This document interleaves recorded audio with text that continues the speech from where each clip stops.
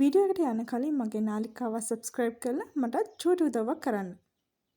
ඔයාටත් තියෙනවද දරා ගන්න බැරි අඩු කරගන්න බැරි ඔසප් වේදනාවක්? අද මම ඔයාලට කියලා දෙනවා මේ වීඩියෝ එකෙන් ටිප්ස් 5ක් ගෙදරදම කරන්න පුළුවන් මේ වේදනාව අඩු කරගන්න. එහෙනම් අපි වීඩියෝ එකට. හීට් තෙරපි. පීරියඩ්ස් දවස්වලට ඔයාලට ටිකක් අමාරුයි වගේ නම් උණු වතුර බෑග් එකක් හරි හීටින් පෑඩ් එකක් හරි ඔයාගේ යටිපද ප්‍රදේශයේ තියාගන්න.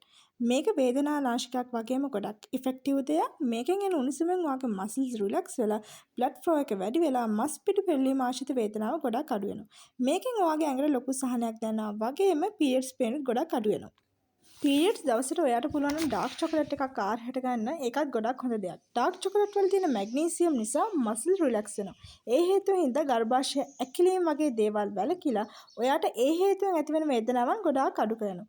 ඉතින් ඔයාලා ටිකක් පීරියඩ්ස් දවස්වල අමාරුයි වගේ නම් ඔයාට පුළුවන් ඩාර්ක් චොකලට් එකක් ආහාරයට ගන්න.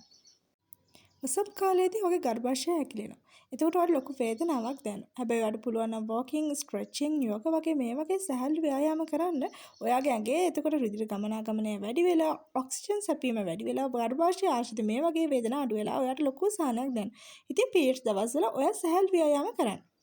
පීරියඩ්ස් ඇදිලා අමාරුවෙන් ඉන්න දවසක ඔයාට පුළුවන් නම් ඉඟුරු දාපු හොඳ තේ එකක් බොන්න. මේකෙන් ඔයාට ලොකු සහනයක් දැනෙනවා. ඉඟුරු වල තියෙන ඉදිමීම් වලට එරෙහි ගුණය නිසා ගර්භාෂය ඇතුලේ ඉදිමීම් අඩු කරනවා. ඒ වගේම ශරීරයේ ඇතුලේ රුධිර ගමනාගමනය වැඩි වෙන හින්දා වේදනාවත් ඔයාට ඉක්මනටම අඩු කරගන්න පුළුවන්. ඉතින් ඔයාට පුළුවන් නම් මේ ක්‍රමයත් ඒකත් හොඳයි. ඔසප් දවස් වලට ඔයාට මේ කැෆේන් අඩංගු ආහාර වලින් වැළකීලා ඉන්න පුළුවන් නම් ඒකත් ඔයාට ගොඩාක් හොඳ දෙයක්.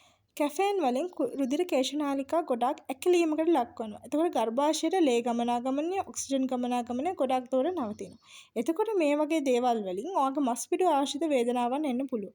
ඉතින් ඔයාට පුළුවන් නම් කැෆේන් අඩු කරන්න. ඔයාට මේ වේදනාවන් ගොඩක් මගහරව ගන්න පුළුවන්. ඉතින් මම හිතනවා මගේ වීඩියෝ එක අද ඔයාලට වැදගත් වුණා කියලා. ඉතින් වැදගත් වුණා නම් කමෙන්ට් එකක් දාගෙන යන්න. මාව සබ්ස්ක්‍රයිබ් කරන්න. ආයෙත් හමු වෙමු. සුබ දවසක්.